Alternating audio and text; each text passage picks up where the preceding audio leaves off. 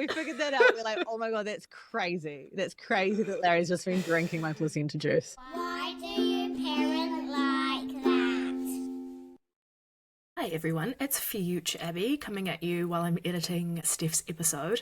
I am just so excited for you to hear this week's episode. Steph is the coolest. We've got Steph Monks, who you'll probably know from the Edge. As you'll soon find out, Steph and I know each other because Steph and my husband went to uni together, and I always heard about how amazing she was. She was a genuine girl crush of mine, and I did slightly panic when I found out that she and my husband knew each other. That's not a lie. That was very true. And so I still pinch myself a little bit every time I get to talk to her, and it was just so nice getting to know her in a whole new way through this chat. She and her partner Jake have a 1-year-old boy named Rocco, who they welcomed into the world just over a year ago this week, and they are just beautiful parents. This episode features not enjoying the newborn phase, and that's something that I relate to really highly. I do not enjoy having newborns at all, and I thought it was really refreshing to hear someone talking very honestly about not loving that newborn bubble, about it not being for them, because I think we don't see that very often, and I think social media loves to put out the idea that you just soak up everything and like the oxytocin's flowing and everything's fine, when that's just not what it is for some people, and definitely not my experience. So it was really cool talking to Steph about that. She also talks a little bit about her breastfeeding journey and making the decision to switch to formula and bottle feeding and how that went for her whānau. She's just refreshingly honest and funny and to the point and quick-witted and all the things you'd expect her to be. She also goes on a little pep talk at the end for mums, and I think I'm going to make it my ringtone because I think that I need to hear that pep talk every day. So I encourage you to do the same. As per usual, thank you so much to Bear and Moo for sponsoring this episode. You guys are the absolute tits. I love you guys. Very exciting news. They announced this week that they are going to be opening a store, a brick and mortar store, and that will be in Hamilton. So anyone travelling through Hamilton or Hamilton based or Waikato, or if you're in Tamaki, travel on down because it'll be worth it, and I am so excited to come and bug you guys in person. In the meantime, if you can't wait to visit the store and you want to buy something off their website, use WDYPLT10, WDYPLT10 at checkout, and you'll get a cheeky 10% discount on non-sale items. Thank you, Bear and Moo. We love you so much. I think that's all I've got to say this week. Enjoy the Steph episode. It was a delight to record. I'm sure it will be a delight to listen to. It's been a delight to edit. I've literally been laughing out loud, and I was involved in the conversation when we recorded it. So over to you guys. Here's the Steph episode. Why do you parent like that?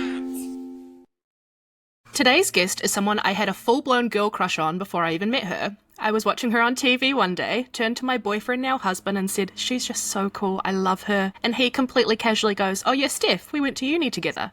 I was stunned. For a long time, I avoided meeting her because I was convinced I'd embarrass myself, but now that I have, I can confirm the girl crush was extremely valid, and I probably embarrass myself every time we interact. Steph Monks is an award-winning radio and TV host, best known as 1/3 of the Edge Afternoons team, where she brings her signature warmth, quick wit, and big energy to the airwaves. She's interviewed just about every pop star you can name, hosted red carpets, and helped change the face of NZ radio, literally. In 2022, she became one of the first women to co-host a primetime radio show in Aotearoa, carving out a space in an industry long dominated by male voices. And in 2024, Steph took on a brand new role of mum. She and her partner Jake welcomed their first baby Rocco, and she's been refreshingly honest about the highs, lows, and holy crap, how do people do this moments of brand new parenthood, especially while managing a career that's very much in the public eye. Whether it's sleep deprivation, self-doubt, or trying to find the right words live on air after being up all night, she shares it all with humour and heart. Her little boy Rocco has just turned 1, and she went semi-viral with a heartfelt video speaking on how in awe she is of other parents in her life. So this opportunity of self-reflection feels extremely well-timed, and I cannot wait to get into it. So Steph Monks, welcome to Why Do You Parent Like That? Abby! Stop it! I told you there'd be tears, and literally, there was a guy. That was really lovely. And can I say, I've got a major girl crush on you as well. Andrew's very lucky. I'm glad the feeling's mutual. Yeah, you were for a long time, because you were on the Edge Afternoons TV, and I used to watch that all the time. I was. And I was mind blown when Andrew told me that he went to uni with you. I was like, how have you not told me this before? It's Steph. I love Steph. You know, Andrew was one of my favorite people that I went to uni with. He literally is one of the funniest people I've ever known in my life. Yeah. If not the funniest. Like, he must make you laugh on a daily basis. It must just be We so just fun. don't stop laughing. Yeah, I mean, what truly. a beautiful relationship. And actually, what a beautiful, like set of parents for your kids to grow up with, like a household full of laughter all the time. Like, they're so Pretty lucky. nice. It's pretty. Although it's funny, like our son Freddie is 3 and he's just started doing like bits for us. Of course he has. He's Andrew's son. Of course he has. Oh my God, what's the bits that he's doing? Yeah, his favourite one at the moment is when you're like putting his t-shirt on for him and his hands get caught in his sleeves and he'll go, oh no, I've got no hands, I've got no hands. And you're like, oh my gosh, you are your father's son. Like, he is just... Aww. That's he's got fun. He's got some good bits he's coming up with, but yeah, very much like wow, you have a clown for a dad, and that's showing in you. Yeah, they're so lucky to have you guys, honestly. So nice. I feel the same about Rocco. So he's just turned 1, very exciting. He's just turned 1. He's full of personality. He's a very determined little boy, and I think it's got to the stage now where kind of the parenting is slowly kicking in rather than just kind of keeping a young human alive. It's actually like, oh, now we have to instill like important life skills and how to be kind and, you know, what to do when someone's having a tantrum. Oh, my boss just walked in. Anything you'd like to talk about from parenthood, Casey? It's actually quite reassuring because some days I get to work and I'm like, oh my God, I'm so tired, and oh my God, Rocco's sick, or da da da da. And I say to my boss Casey, who has been through it 3 times, I'm like, what did you do when your kid couldn't sleep and was up every 45 minutes during that? And he goes, honestly, like, I mean, probably because he's a dad as well and he's not the mum, but he's like, I don't fully remember that, like, having babies, which is so kind of sad, but also reassuring that it's just a stage and one day they'll be older and we will be able to sleep again, you know? Yeah, so this will be a bit of a distant memory. Yeah, I hope I never forget, but like he does. At the same like, time. do you have any memories? But do you remember anything, dude? I'm sure your wife does, but dear. It's reassuring to know that one day I'll sleep again, which will be a lovely day. Yeah, and then you'll have another baby maybe and you won't sleep again. Yeah, cool. Exactly. Oh my gosh. How did you decide when to go for number 2? Can I quickly ask? Yes, I think things just felt easy with Freddie. We were like, we didn't want to start trying until we were like, if we had a baby now, not if we had a baby in 9 months with him aged up in 9 months. It was like, is he at an age now where we feel like we could handle there being a baby as well? And he got to that age and we were like, okay. Good advice. Okay. And then we fell pregnant immediately and we were like, oh, okay, are we actually confident in that choice? But no, it was okay. It was a good age gap. Nice. Yeah.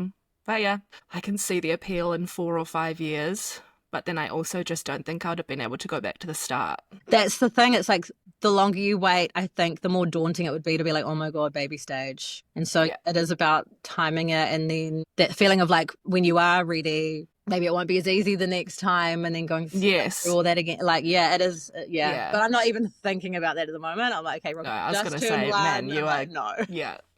Have a break for a bit. Have a break. Yeah. Let your body rest. So I guess on that, question 1, tell me about your journey to becoming a parent. I know that me and my partner Jake, we've been together for so long. I was 19 and he was 21 when we first started going out. So like our entire adulthood we've been together. And I knew that it was important to both of us. I think more so him. I just assumed that I'd eventually get clucky down the track, but he was ready a lot earlier than I was. And I think without having like a full on like serious conversation about it, we were on the same page of like, if, you know, when we are both ready, we have to be a partnership. Like it's just not in me to be a person who is a parent who does everything. So I think and I think from early on, and he was obviously like, of course, like duh, like this is the point of me wanting to be a dad, is I want to be a dad. Like, so I was like, okay, great. Yeah. So I'm like, just, you know, like we have to be doing this together. And boy, oh boy, he has lived up to that. Like he honestly is just like the greatest dad of all time. And I just like watch him doing his dad's stuff. And I'm like, God, he's a great dad. And then I just can't believe that he's my partner. Like, he's the greatest dad I've ever seen. And he's with me. I'm just like, I've hit the jackpot. I'm just so lucky. And Rocco loves him so much. And yeah, so we kind of made the decision we did one last big Europe trip. And we were like, hey, we're never going to get back to Europe in like 20 years. So let's just go all out. So we booked And the next time we do, there's going to be like 20-year-olds who want us to pay for their way around Europe too. Exactly. So let's just go all out, and this will be the last hurrah. So we did that, and we went to Italy and Greece, and it was just the greatest time ever. We were away for 3 weeks, and then we got back and we were like, all right, like, it's time. Let's get it on. Here we go. Yeah, here we go. Walk in the door and start trying. Yeah, basically. Except we did delay it a month because I like have quite bad like paranoia, I guess. We were like selling our house at the time, and I was like cleaning it, like deep cleaning it, and I was like, I don't want to get pregnant when I'm like I must be inhaling like these awful chemicals all the time, from like Jif to like spray light to all this stuff. So I'm like, let's delay it a month. Which I think back now, and I'm like, imagine if we'd started trying like that month, and like it wouldn't be Rocco. It's just like such a weird feeling of like, I know, so weird. Yeah, and so a month later, we have moved into my dad's house in Orewa, which is like just north of Auckland. He's away, and yeah, we are getting busy. Just like so gross that it was at dad's house. Nothing says let's get it on like living in your dad's house. Yeah, oh yuck. We're like, you know what? Let's just pretend we're not here, and we just have to get on with it. And we were really, really, really lucky that it was easy for us, and it was kind of the first time trying. Like, so lucky. Did not expect that at all. Mainly because I've always had really, really bad periods, and just like it was just always like that time of the month for me is always like just so painful, and I just had a feeling that it just wouldn't be an easy road for us because of that. But I don't know, it really was. It was. And then I remember taking the pregnancy test because I had a feeling, and then I took the test, and I just lay on the carpet, bright blue carpet of my dad's house. He really needs to like pull that up and put some floor down, because like that was lay down on the carpet. Golden Retriever's there with me. Jake's at work, and I start later in the day, so I was still at home in the morning, and I did the test, and I saw the result, and I just couldn't believe it. Dumbfounded, shock. Literally the first words that came out of my mouth were fuck. Lying on the ground, just going fuck, because I just didn't think it would be easy, and I just couldn't believe it, because it's just not easy for so many people. And I feel like we are hearing more and more about the stories of people who didn't have an easy time of it, and so you're just kind of like, okay, I need to prepare myself for it not being easy, and then when it is, you're like, what the hell? It's kind of why, that's kind of why we like started when we did, because we're like, well, it could take a year, and in a year, I think like, great, let's do it. But then like, whoa, like it's happening right now. I couldn't believe it. Yeah. And then kind of held on to that secret day. When I got home at night after the show, he was busy in the kitchen cooking dinner. And I texted him, I was like, I have a surprise for you. And he was in the kitchen. I was like, close your eyes and put out your hands. And he was thinking like, oh, it's a treat, because like we buy each other like baked goods all the time. Something delicious. Yeah, something yummy that I can have after dinner. And he stuck out his hand, and it's such a beautiful memory. And I put the stick on his hand, in his hands, and I was like, open, and he looked at it, and just like his reaction was just way better than mine. He didn't swear or freak out on the carpet. He was like, really. But he'd been ready for longer than you had, okay? And it wasn't happening in his body, it was happening in your body. That's so true, Abby. Exactly. But no, he was so, so happy. And then 9 months later, or however the math is, he arrived, and he was big boy. He was big boy. 4.97 kilos. Yeah. And he was tracking big. He was always tracking big whenever I did the measurements with the midwives and things. But he was bigger than what he was tracking. Jeepers. Was that over 100 percentile? Was he off the charts? I don't think so. I think he was 99, 98, something like that. Like, huge. Big. I know. Like, so big that I remember the people that were working at the hospital at the time would just like come and just like walk by just to look at him. Like, because like there must have been word on the street that there's like That there's a big baby. a Hulk baby in the ward. So like everyone has to go and have a look before they leave. Go visit him. Yeah. Honestly. That's amazing. But and we don't need to go into it if you don't want to, but you tried to deliver physiologically and that didn't quite happen because he was huge. Is that how that went? Yeah. So I kind of went into labor. We went curb walking on his due date, which I had put off for so long. Jake was like, come on, let's just try it. And I was like, it looks ridiculous. Like, that is so embarrassing. Yeah. And because everyone knows what you're doing because you've got a huge belly. Yeah. Like, this is mortifying. But as soon as we, literally as soon as we walked back in the door, some of my mucus plug came out and I was like, oh, okay, we might be on here. And then went to sleep. And then at about 12 o'clock midnight, I could kind of feel the cramps coming. And then 3 a.m., that was when I tapped Jake on the shoulder. And he remembers this vividly, just my little whisper of being like, it's happening. And he says that it like really like kind of scares him still because I was so calm. And he was like, right. All right, I'm awake, let's go. He's like, oh, I'm panicking. Yeah, and I was like, no, like, we're good. I'm just, like, it's fine. I was like, go back to sleep. Yeah. And then you need sleep because I'm not going to sleep, so you should sleep. Yes. By 6 a.m., they were pretty intense, and we called the midwife, and she was like, we were timing them at that stage, the contractions. She was like, we're still a little bit early, so just stay at home. We finally arrived at the hospital. I think it must have been around 10. We were definitely stuck in Auckland motorway traffic at around that time, like 9:30, and it was just, the pain was out of this world. And being in a car where you like can't really move how you want to through a contraction is unreal. So I got to hospital. It felt like a scene from a movie from what I can remember because my eyes were closed for most of what was happening. Same. But I'd have to like walk a few paces and stop contractions coming, wait for it to end, a few more paces. Like the contractions were pretty close by then. It was like one of those scenes of like everyone cleared out of the lift and they're like, hey, go. And then the doctor's pressing buttons and it was pretty dramatic. And then you really just want to be the main character, didn't you? Yeah.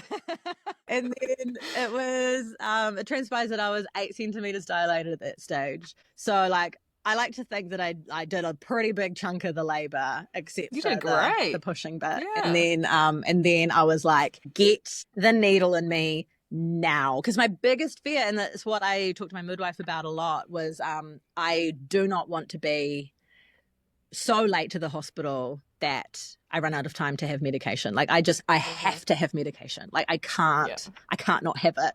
So both times I was too late. Both times I missed. Both times missed the boat. No. Oh God, that's what happened to my mum too. Both times. Yeah. I think that's what scared me. Oh God. Yeah. You are a superwoman. Like, well, people say this. People are like, oh my gosh, you're amazing. And I'm like, yeah, but if I had the choice, I would have absolutely got that thing on my back. Give me all the meds. Like, God. The choice was just out of my hands. If I had the choice. True. You had no choice. And it was one of those things of like I can never say the word, but anaesthetist. Anaesthetist, yeah. She comes in and because she knew how kind of like far along things were going, and she was like, "Do you need the health and safety stuff read to you?" And I was like, "No, get it in me. I don't care. I know it all." And then so she got it in me, and it kicked in like half an hour or however long it takes, and then finally I could open my eyes, and I just remember cracking a joke, and I was like, "Oh my God. I feel like me again. Yeah. I'm like, this is going to be fine now." I could like see my midwife, and we had an awesome trainee midwife working with her as well, who is like I was so lucky with my pair of midwives. Like, I hit the jackpot with them, and they were so supportive and so lovely, and I could finally see them, and I was like, "Hello, how are you?" And they're like, "So nice to see you." Yeah. But yes, it was after that, a lot of people coming in and telling me that the baby was still quite high up. He hasn't really dropped down. I had 2 options. I was doing like lots of like different stretch techniques to try and move him down, but nothing was working, and like hours and hours are going by at this stage. And then I was given 2 options. One, whether to take, I can't remember the name of it, but like the hormone that makes your contractions happen more. Yeah, like Pitocin or oxytocin or whatever. One of the, yeah. Or let's just get him out and let's just roll you down to surgery. So I talked to my midwives about it, and they kind of told me that he's always been tracking big. What's likely is what's happening is he's just massive. And even if we try and do it naturally with the hormones, or naturally like vaginally by doing the hormone route, like I'm already having humongous contractions. They could see in the machine, like they were like, these are huge. So Yeah. the medication probably won't do anything. Yeah, your body's already pretty much Yeah. doing all it can to get them Yes. out.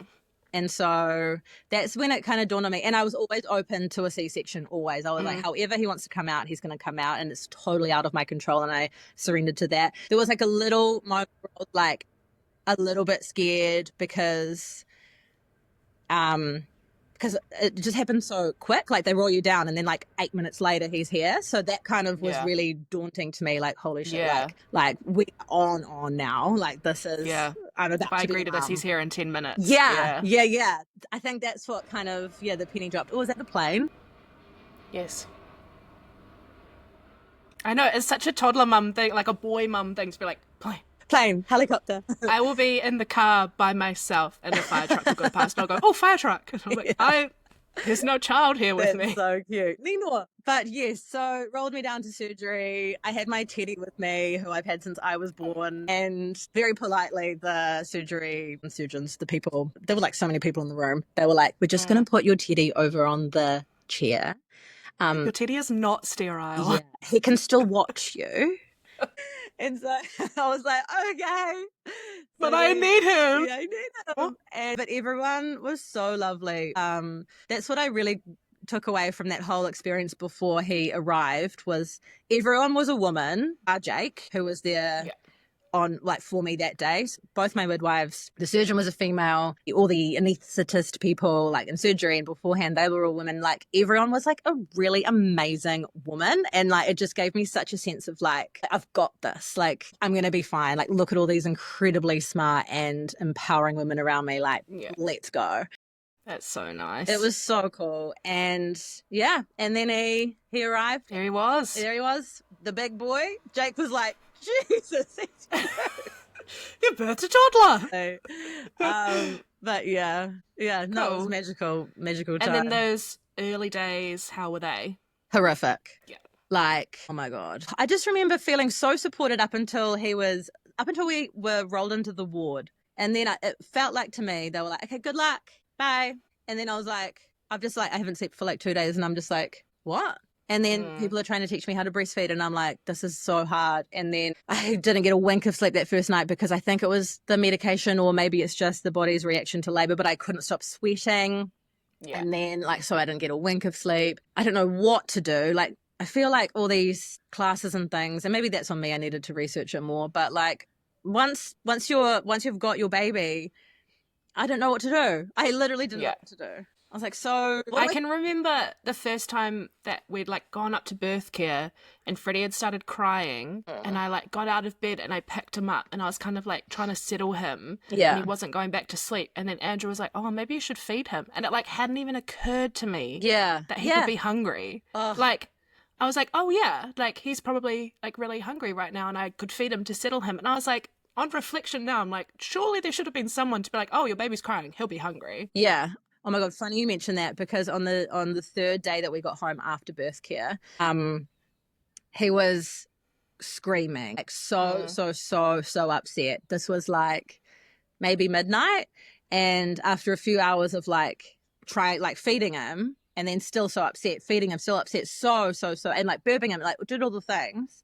We called Plunkett and we were like, what is wrong with because we were like, oh my God, is this just what newborn life is like? Like, this is so scary. Have we ruined our lives? Yeah, literally. We were like, oh my God, what have we done? And so we called Plunkett and the Plunkett nurse, like she was lovely, but we described what was happening and she was like, oh, it sounds like you've overfed him and he's full of gas and it's going to take, literally this is what she said, it's going to take hours for him to stop crying, run a shower, put him under the water and see if that helps. But yeah, you're in for it for the night. And we were just like, and then the next morning, eventually he falls asleep. We talked to our midwife about it and she was like, no, he was hungry. He was, and so like, isn't it crazy that you can get told the absolute opposite, like completely different ends of the spectrum. Like you fed him too much, you haven't fed him enough. And that's when we realized that my milk sucked because I was like, I had him on the boob like the whole time, but that's when we realized he wasn't getting anything and he's such a big boy that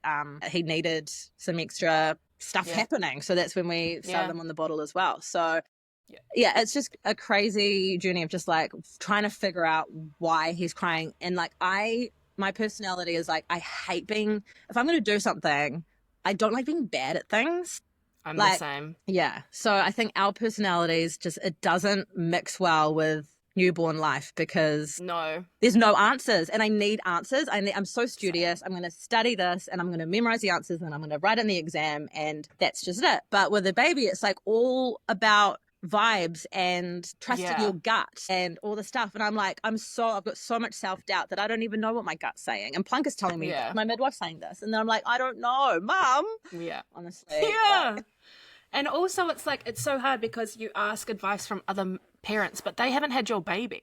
yeah. And so what worked for them isn't necessarily going to work for you. Like, even between Freddie and Max, like what worked for Freddie did not work for Max, and vice versa. I'm sure that will stay the same for their whole lives. But it's like, you're just, completely. And the thing I struggle with in the newborn days is, and I feel like you might be the same, is that like I'm such a relationship person and they can't give you anything in those first few weeks before they're smiling, before their eyes are really open, when they're still just kind of like sleepy little potatoes. Yeah. So you're like, you don't even know that I'm the person that cares about you most in the world. Like, if you just opened your eyes and looked at me, you'd know that I'm here and it's fine. And like, there's literally nothing you can do when they're upset and your milk's not drinking and whatever. And you're like, but I'm your mum and I want to be a good mum. And that feeling is so helpless. It's awful. And like, God, I felt so, as you can imagine, like disappointed that I couldn't provide him with the milk that he needed. Like, I just felt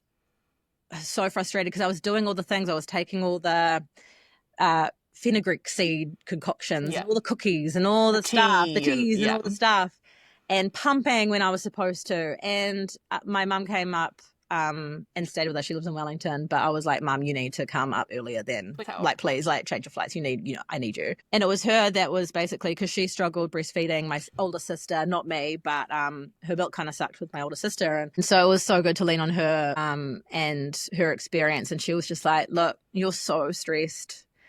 You're so miserable. You're putting so much pressure on yourself. He's so hungry. Like, just give him the bottle. Give him and see what happens. And he just loved it, obviously. And that's when I was like doing the breastfeeding and then topping up with milk. But then it got to the point where I was just like, I just can't do the breast stuff anymore because nothing's coming. Like when I'm pumping, like 15 mils is coming after half an hour. That's so hard. Yeah. And I'm like, I was so, like I say, like I hate being bad at things. And the fact that I was really bad at this was just like so gutting to me. And the whole, it is what it is. And like the whole breast is best thing, it puts so much pressure on people like me and it makes us feel like we've done such a bad job. Yeah. I wish it was like breast and formula is best, because if your baby needs it, like, it actually is best. Yes. And also if it's like the mental health of the mum. And also like I got recommended this amazing book, which I'll put in the show notes because I can't remember what it is right now, but actually like, yes, breast milk is like slightly better for children, but formula is also still really, really good. Yeah. It's not like you give them amazing breast milk or shitty formula. It's totally not that. Totally. It's and so like it even says it on the tin of formula. It's like breast is best. And it's like, I know this. If I could do it, I would. You know what I mean? It's like I don't need the constant reminder that I'm bad. So that I struggled with. The other thing really early doors that kind of creeped back, but thank God it like didn't fully come back, was when I was in my early 20s, I got diagnosed with OCD. So just like recurring awful thoughts and you just can't shake them. It's like having a song stuck in your head, but it's like horrific. That's how I describe it. And so kind of in and out of therapy throughout the years, and it hasn't been dominating my life. It's always kind of bubbling, but it hasn't been dominating it for a while. However, after he was born, it started to sneak back in. And the big example I can share was I convinced myself, like I was burping him and I like convinced myself that my burping him has caused him harm in some way. Like I was burping him too hard.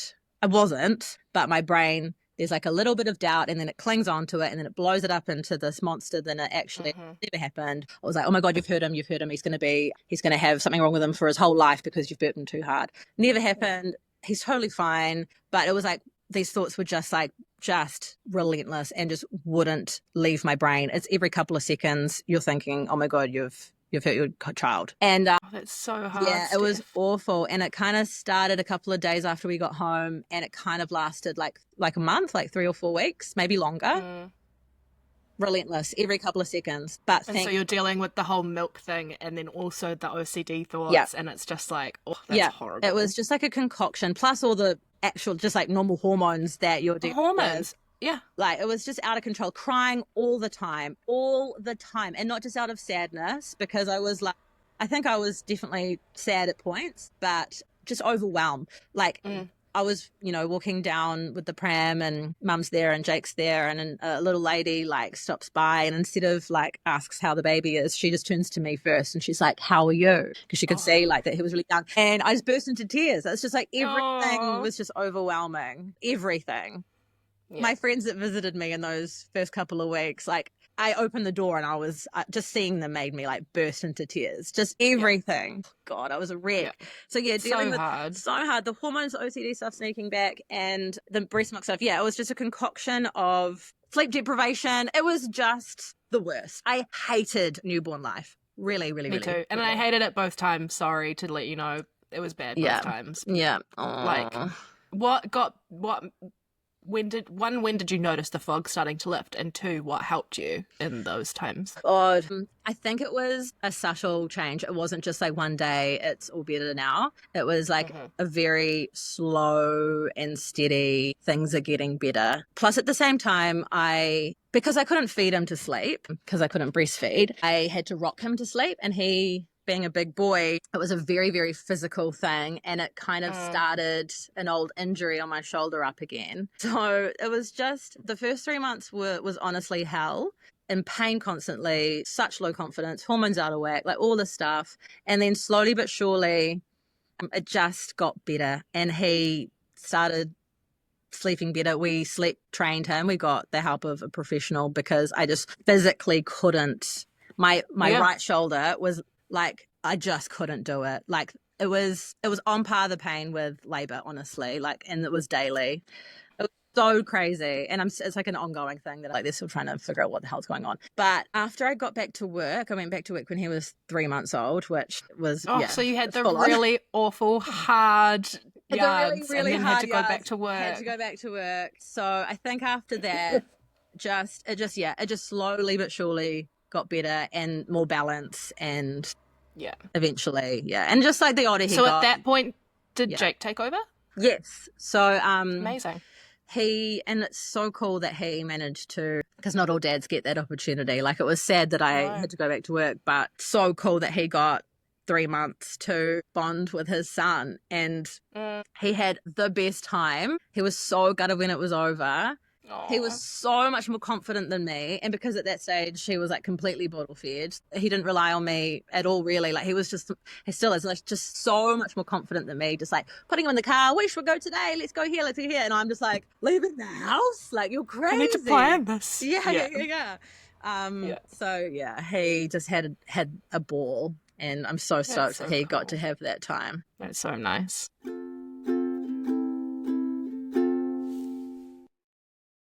Yeah. Well, I think we should move on to question number 2, which is, what does successful parenting mean or look like to you? Okay, I don't know. Honestly, I don't know the answer to that, because I think we've just now got out of the baby stage, and we have to parent now. And so I think it's just taking little bits and pieces of like what other parents do that I can observe, and I'm like, oh, that was a good technique, and then implementing what I want. But also at the same time, just doing what comes naturally, because I don't want to put pressure on myself at all. You see all these things on the internet of like, never say, don't do that, or think this, and you have to explain, we don't touch a stove because it could hurt us, and a stove is hot, and all this stuff. And I'm like, I love that idea. God, that's so lovely. And like, that's such a beautiful way to parent. However, knowing my personality, I don't want to get things wrong ever. And so I will doubt myself if I get too overwhelmed by what I'm supposed to say and what I'm not supposed to say. So I just really don't want to go down the kind of the rabbit hole of just like overthinking everything. I just want to do what comes naturally, I suppose. My problem as well is that I like see the reels or the like 5 second snippets that are like, never say be careful to your child, and then Yeah. I don't read the caption. So I Yeah. like actually am not getting the Yeah. reasoning behind why they're saying that. And so Yeah. then all I've got in my head is like, oh, okay, I shouldn't say be careful to Freddie when he's climbing something dangerous. I'm Yeah. like, actually, no, I am going to say be careful if he's Yeah. engaging in risk-taking behavior, but like, Yeah. and I haven't got any of the information as to why they're telling me not to be careful. So I'm just Yeah. getting these like weird half pieces of Yeah. advice, and it's like just the clickbaity things, and that's what's rattling around in my brain, not the actual Yeah. like reasoning behind what they're saying. Totally. And I really feel for parents in the like the internet age, like our generation of parents, because our parents, like, they parented a certain way, and who's to say it's right or wrong or whatever, but they didn't have the internet pressure. They didn't have like the self-doubt. You're having a scroll and you're like, oh my God, I fed my baby like, I don't know, roast potatoes. Should I not be, all the stuff that you can see on the internet that it's like, do not do this. They never had that. And I was talking to my mum about that, and she's like, just get off the internet because it's freaking you out and it's putting too much pressure on you. I think just do what you feel is right. And, I even think that about the like I noticed when you said that you sleep trained, you did like a caveat for yourself of like, we sleep trained because it was right for like you immediately felt like you were going to need to. And I understand why you do that, because obviously there's like such a debate around co-sleeping, sleep training, cot sleeping, bassinet sleeping, how long they're in your room for. Like baby sleep is a really like touchy subject. Yeah. And I, again, talking to my mum about this, she was like, it was just never even was like a conversation. You just did what worked best for your baby, and it was fine, Like, it was never even really a cause for discussion unless someone asked for advice about it. And I'm like, imagine that not being a touchy subject. How nice that would be. Mum doesn't see the big deal at all. She's just like, let him cry. I used to close the windows and just let you go. Takes a few nights and you were sweet. And I'm just like, oh my God, I can't let him cry. Like, that breaks my heart. Like, I can't do it. Yeah. But like, it's just one of those things of whatever works for you, it's working. And however people are doing things that means that you get sleep and means that your body isn't breaking and means that your baby's happy, then that's exactly what you should be doing. And for our situation and my body, I just can't rock him to sleep anymore. I will be in, I can't go to physio more. Like, I can't do this to myself. I'm just like such a fan of, I am very pro like just doing what works for you and your family and your baby and your situation, and no one else knows what that is. Like even if you're a content creator and you share heaps of your life with people, they still don't know what's actually happening, what the ins and outs are. It drives me up the wall that anyone feels like they can have any kind of opinion or judgment on how other people are, obviously within reason, like there's a big caveat of like safety there, but it makes me furious that anyone feels like they have any kind of totally. And as judgment. mothers, we actually should be getting around each other regardless of techniques and in all situations, because you're right, every situation is so different. No one actually knows what the hell's going on in people's houses or with people's bodies, so everyone just needs to be like, oh my God, you're a mum and that is enough. You are an incredible and you're like mum and you're coping with how you are. You're doing the best for you, and that should be the number one thing. 100%. Like Sophie from Imperfect Parents, I went to one of her workshops when I was very new postpartum with Freddie, and she said like, do what works until it doesn't and then change it. And that has been like my mantra for the whole of parenting. It's just like, I'm just going to do what's working for me because it's working, and when it stops working, then I'll change it. Love and that. No one else can tell me what is right or wrong because it's working for me right now, and so it's fine. And I dread the day that something needs changing, because it's like you get into such a good routine with rhythm and you're like, no, what do you mean? No, this you was have to go working. from 3 naps to 2 naps? What doesn't it screw everything up? It's so but I know what time you're going to go to sleep, and it's so nice. Yeah. Max is literally doing that at the moment. She's dropping her 3rd nap. So I'm like, I've got the baby monitor here, just like, when are you going to wake up? I don't really know. So that's fun. Look at you. Oh, how old is she now? She's 5 months this week. Oh, God. So much fun. I really enjoyed that time. Rocco was like army crawling at 5 months. She's trying to. Go, girl. Leaves you with no rest, but I know. And Freddie was like he was just such a little chiller. He was pretty late to all of his like Yeah. gross motor skills. He was like 17 months when he decided to walk. He was But late. how good for you, because then you can So just good. actually put him somewhere and know that he's still there when you get back. Like, that's And he would not move. Yeah, no, Max, Heaven. not like that at all. Yeah. You go, Max, girl. like, figured out how to roll a few weeks ago and then rolls non-stop. Yeah. And now she's, like, starting to shuffle and I'm like, no. Oh, no. Stop moving through the things. Just stay still. Oh, my God. What a go-getter. That's so Yeah. cute. It was pretty funny seeing the difference between our reaction to Freddie rolling and Max rolling. Like, when Freddie did it, we were like, go, buddy, yeah. When Max rolled, we were like, no. We were like, good job, we're so proud of you, but no. No. That's so funny. Yes, it's good. It's good. Question 3. Mm-hmm. What is something about your parenting style that feels unique to you or unique-ish? I think one main one is I really want to show Rocco and whoever comes next that his parents, like me and Jake, like really love each other. And I always want to be really affectionate with Jake in front of them, because I remember growing up, my parents have since divorced. And I think I was well into my 20s when that happened. But growing up, they never held hands, they never hugged, they never, none of that. And I remember going to my friend's house and seeing their parents like hug each other. And I was like, oh my God, your parents like actually love each other? Like, this is weird. And so I always want to be a household like full of love and just cuddling up on the couch all together and like showing Rocco like what a really great relationship is. I think that's really special, so really nice. important to me. And another thing is I just want to have so much fun. Like I really, really want to go into the toddler years every day. Just our one goal is to have fun and like have a joyful time regardless of where we are or what we're doing. I just want to be silly and laugh and just make beautiful memories that they won't be able to remember, but me and Jake will, and they'll be able to see photos and videos one day. You know what I mean? It's just like I just want to and you want to enjoy it. Like, just because they're not going to remember, their nervous system will remember it. So if their nervous system's full of joy and happiness, like, amazing.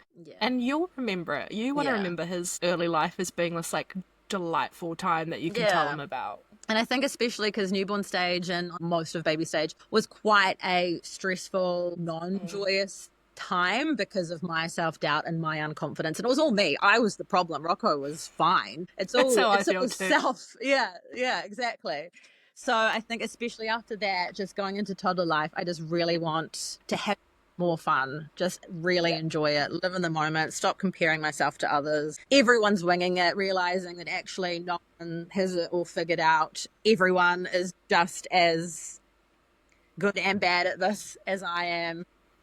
I think it's the same about like and it's something that's come up multiple times in this podcast already, is that like everyone's pretending, like everyone is pretending to do, and it's the same with parenting. Like everyone's pretending to be an adult, everyone's pretending to be a parent, like no one knows what they're doing. And I just wish that we would stop like putting on that facade and everyone could just be like, I don't know, I'm figuring it out. Who knows? I know. Yeah. I wish I was more confident, but yeah, that's exactly how I feel as well. I think you and Jake are going to love the toddler years. I think you guys are going to like come into your own as parents in the toddler years. I think so too. I think I'm really looking forward to it. My mum worked for Bernardo's when I was at high school. We had this like big rumpus room downstairs and she'd look after all the kids down there, like 4 kids a day max. And I would hang out with them after school and it was just like the funnest thing ever. And yeah, I just love that age. I think it's so much fun. Of course comes with so fun challenges, but yeah, I think just so much more fun. I don't think I'm a baby person, like at all. I'm not either. I'm definitely not a newborn person. I'm okay, like once they hit 3 months and they're smiley and giggly and stuff like that, it's okay. I can sort of deal from there. But that first newborn period, that's horrific. No good for me. I was like, I'll do it because I have to do it, but I'm not enjoying myself at all. We would like get to the end of the day because Max had reflux, so she just screamed for the first 8 weeks of her life until she got on medication. And Andrew and I would get to the end of the day and be like, that is a day that we never have to do ever again. Yeah. Thank goodness. Like, it was literally like one day down, one day closer Yeah. to the finish line. Yeah. And my mum would Yeah. always tell me, like, just find the one win that you had that day. Your whole day could be total shit and nothing went to plan, but one thing did. One thing went well. What did you have a lovely cup of tea today? Like one thing. No, Mum. Did you have a shower? Amazing. Yeah. I remember last, it was Mother's Day, so like, yeah, about a year ago. My little treat to myself on my very first Mother's Day was I got to shave my legs, and it was like, just the little things, and that was my win. That was my win. Yeah. I was saying in a parent group that I'm in that like my favorite sound when I'm in the newborn stage is the sound of the bathroom door locking when I'm about to have a shower. That like I lock that door and I'm not the parent anymore. Like that is Andrew's problem for as long as I'm in here and that door is locked. This is not my problem. How good is a shower? It's so good. I get it now. I remember parents used to tell me that like get a lock on your bathroom door. They're gonna want to watch you poo. So yeah, no, I'm so into the shower. Yeah. Alone time. And unfortunately now my showers are definitely like usually with both children now, we're definitely back round to the it's a group. Yeah. It's a group event. Usually the cat's in there too. Andrew's usually walking past the bathroom door sort of, so it's like everyone's in the shower when mum's in the shower, but during that newborn phase it's like the shower is mine. No one else comes in. It's so nice.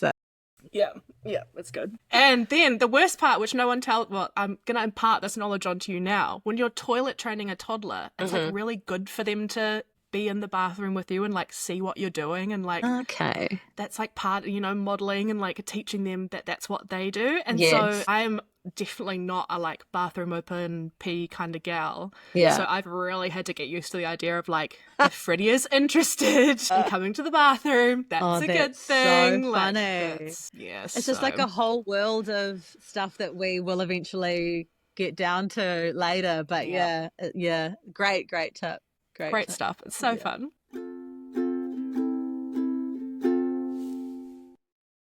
So I guess kind of on that note, what has your biggest what the was that moment been since becoming a parent? Oh my God. All of it. All of it. A really funny what the fuck moment was we kept our placenta and my placenta and our placenta that we grew together.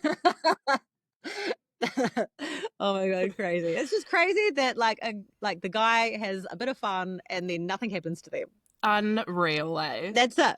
They have sex and then, which is delightful. Lovely. For everyone involved. So great. Lucky them. And then that's it. It's just mind-blowing. It's just mind-blowing. But no, I grew a humongous placenta, as you can imagine, and we stored it in a humongous cardboard box in the freezer for a while. And then it was really important to Jake, which I'm so glad that we ended up doing this, but we wanted to plant it. And I was so on board. It's such a beautiful idea. And so we got an olive tree, and it's just like in a pot. It's not in the earth just in case we have to move house or whatever. And we only half thought it before planting it. And we had like a really lovely ceremony with both sets of parents. And it was like a really lovely day. And then ceremony's over, everyone's gone home. A couple hours later, Larry, our golden retriever, comes in with like a few like red speckles on his head. And we're kind of like, oh my God, it looks like blood. Like, what has he gotten? Like, has he hurt himself? We were like checking his paws and he's got any cuts or anything. Like, what has happened? And then we realized because the placenta was half thawed, it was still thawing out and like melting in the soil. And so when we watered the plant, it was all dripping down off the deck. And he would have been under there just being like, yum, yum, yum, yum, yum, yum, just having a feast, just having a little drink on my placenta juice. And so we figured that out. We're like, oh my God, that's crazy. That's crazy that Larry's just been drinking my placenta juice. Unreal. I mean, I guess like rich white ladies do it, eh? So it can't be that bad. Yeah.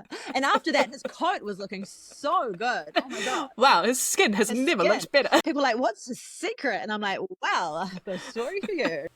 Have you got your placenta in the freezer? Yeah, give it to your dog. No, it was crazy. And you know what? What a great bond. What a great bond between. Maybe that's why Rocco is so in love with Larry, because of that. Yeah, they're blood brothers. They're literally blood brothers. Yeah. So cute. That so funny. is amazing. Yeah. I love it.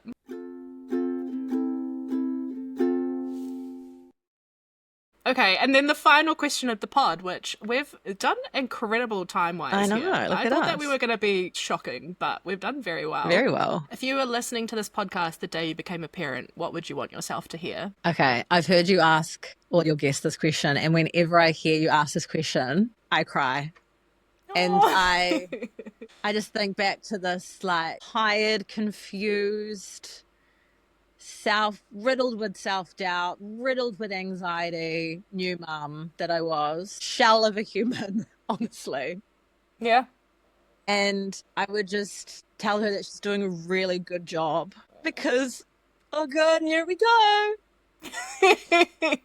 Because at the time I was like, this is the hardest thing I've ever done. And I don't know what to do. And I suck. I suck at this. And this is so hard. And God, I just want to sleep. And I don't want to be a bad mum to Rocco. Like my biggest fear was being a bad mum to Rocco. And, yeah, I would just tell her, you are doing such a great job. Just caring that much and worrying that much in itself says everything. Yeah. That I just didn't want to get it wrong because I really didn't want to let him down and set him up to fail, because I feel like so much pressure that it's all on me to help set this little human up to be a great functioning person. Yeah. And there's that pressure still, but in those early days it was so hard. And I would just in those early days it's so hard as well because it does feel quite life or death because you are just keeping them alive. And that is so much pressure. Like, once they get older, they're more self-sufficient. They eat food. They're not so wholly reliant on you. But in those first few days, they are like, you are it. You are sustaining them. It was shocking to me how I didn't know that. Like, I understood that a baby needs their mum, but it was shocking to me how little sleep I was on and how much he needed me. Like, it didn't balance. Like, how can someone who's so exhausted and their body's falling apart and their brain's falling apart, how can that person be in charge of a little baby and making sure they flourish and they get everything they need and they're happy and they're doing all the stuff? Like, it just doesn't balance. And it was quite a shock to the system that I'm just like, well, you've got no choice. Like, let's go. Like, come on, Steph. The resilience, I think, like... And it's not, I don't even know if it's resilience. It's just you actually just don't have a choice. You just have to keep going. Yeah.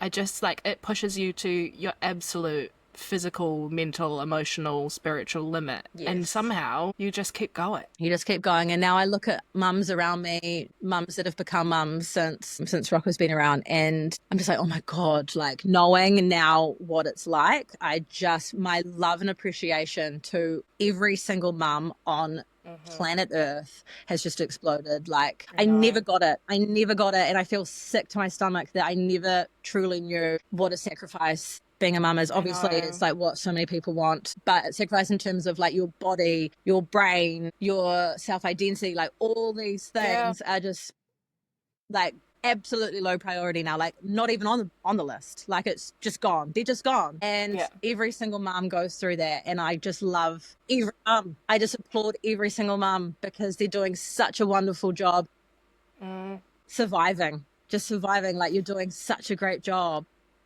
And now when your friends or people you know become parents, are you just like, let me like wrap you up and love you and make you feel like you just want to like hold them and be like, you will be okay. Like, this will be okay.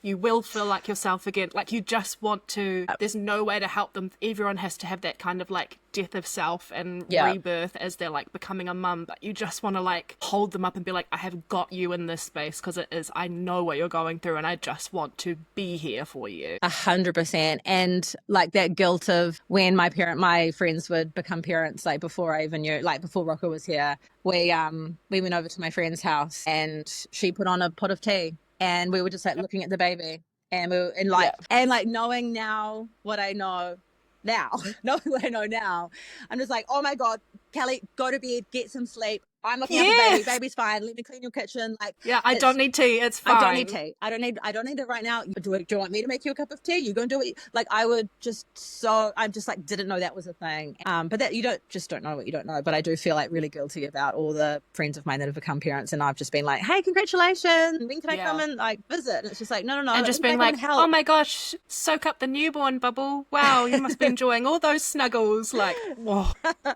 That's the thing as well. Like the newborn bubble, the internet convinced me that after Rocco was born, I was not going to want to see anybody. I was going to be in my bliss little bubble, and life was going to be so perfect. And was it not? Give it a month before you see friends and family, because you're going to not want to tarnish this precious time. That's what the internet told me. So that's what I told people. I was like, Mum, book your flight maybe a month after he arrives and all the stuff. No, Dad, you can't come and visit me at the hospital because I'm going to be in my newborn bubble. Yeah, sorry. Sorry, respect the bubble, please. Yeah, but now I'm just like, all I wanted was support. All I wanted was people around me. Like, I craved it. I was like, what was I thinking asking people not to come and visit me? Because the internet told me that that's what I shouldn't want. And everyone's different, and that works for you, then like we were saying before, works. Like, that's fine. But for me personally, I was like, please come and visit me. I need, especially other moms. I was just like, I need support right now. And I wasn't like too shy or anything to literally be like, come over, like, please. And I remember it's that whole thing of like meeting yourself. Like, you meet yourself in labor, and that's how you are as a laboring person. You meet yourself as a mother, but you just got no idea what you're going to be like until you're there. Yeah. And I've got to say, like, in that first, like, my mum was just incredible. Like, thank God for her. She's so calm. She's so confident. She is just the best. And thank God for her in those all stages, but especially the early stages. And also Sharon, who I used to work with, I remember a week or two after we got home, I was messaging her. It was like 4 a.m. and she was up because her boy at the time was struggling sleeping. And she saw that I was up just like on Instagram or whatever. And she was like, she honestly checked in every single day. It was actually amazing. But she's like, how are you going? Like, da-da-da-da. And I was like, I can't do this. Like, I am struggling big time. And she's like, she literally dropped what she was doing the next morning. She's like, I'll see you in a couple of hours. She's like, let me drop the boys off in the morning to where they need to go, and I'll be there, and I'm going to hold your baby, and you're going to have a shower, and you're going to have a sleep. And that's exactly what she did. And she did my dishes, and she did like all the stuff. I did for the first time, I think, since before he was born. And it was just the best thing that anyone could have done for me at that time. Just, she dropped everything. If I want to, going forward, I just really want to pass it on. And I really want to be that person. Yeah, same. As much as I can be, I really want to show my support. Yeah. It's actually been one of the like hardest things about this postpartum period is that I've had quite a few good friends have babies, and I've had Max, and so I haven't been able to be as hands-on as I would have liked to be for other friends. And so I've just been like, if I could be there, I'm so sorry, I wish I could be there, I'm giving you a hug, you know, like, you know what, hard. Even an Instagram conversation is like that connection, and even a check-in, like if last night was crap for you, it was crap for me too, like thinking of you, like, together, like, that solitude. And like, even if, because God, I got so many amazing messages like this, and I always didn't have time to respond, but just reading them, I was just like, oh my God, it just turned my day around sometimes. So even just to check in, you don't actually have to be there physically, but like, I agree. 100%. I know. How good are mums? Mums are so they're good. They're literally the best. If the best. You're a mum probably listening right now, just know you're actually the best. Like, there's no one better than you. You're the top. You're literally the top. You're the best person ever. And you need to know that for yourself as well. Like, you're a legend. And you need to right now, as you listen to this podcast, say it out loud. I'm a fucking legend. Look at what I've done. Look at what I'm doing every single day. Look at how my family's functioning because of me. You are incredible. Yeah. And Steph's on the radio and she said it, so it must be true. It must be true. Yeah, I read it online. It must be true. Well, Steph, thank you so much for coming on the pod. It was just a joy, and I'm so glad we actually got to do it. I'm so glad that I figured out the technology to do it, because I'm so bad at this stuff, but we made it. You nailed it. You absolutely nailed it. But no, thank you so much. And like, from someone who has loved you for a long time and listened to you for a long time, it's a joy to be able to hear a lot more sort of like about your story and like what you've gone through when you're not on the radio waves, and like, I don't know, just this other part of your life that we don't hear about too much is been lovely to hear. So thank you. It's been really nice not talking about farts or when did your partner do this? Cool down. So it's been an absolute pleasure, Abby. That's been Oh, the so first time I've glad. really, deep dived into my journey. So I really, Well, an honour. really loved our conversation, and your podcast is so great. You're tuning in for the first time in this app, go back and listen to all of them because I've literally learned so much from all of your guests, but also really you, Abby. You are so clued up and so Steph. smart, and your experience and everything is just invaluable to like such great advice and just such great knowledge you've got about so many aspects of motherhood and parenthood. Thank you. Everyone needs to go and listen to everything, and I love this mate. podcast. You're doing such a great job. Why do you parent like that? I hope you enjoyed today's episode of Why Do You Parent Like That? Why Do You Parent Like That is a podcast created and hosted by me, Abby Harrison. A big shout out to my nephew Thomas and my niece Frances for lending their voices to my jingle, and to everyone who is helping me with their expertise on podcasting while I figure this out. Any resources mentioned in today's pod will be linked in the show notes alongside our sponsors. Please follow Why Do You Parent Like That on your podcast platform of choice, and follow us on our TikTok and Instagram at Why Do You Parent Like That podcast for more behind the scenes and reveals of upcoming guests. If you have a story you think would be great to share, please send me an email at whydoyouparentlikeThatpodcast@gmail.com. Love you. Say it back.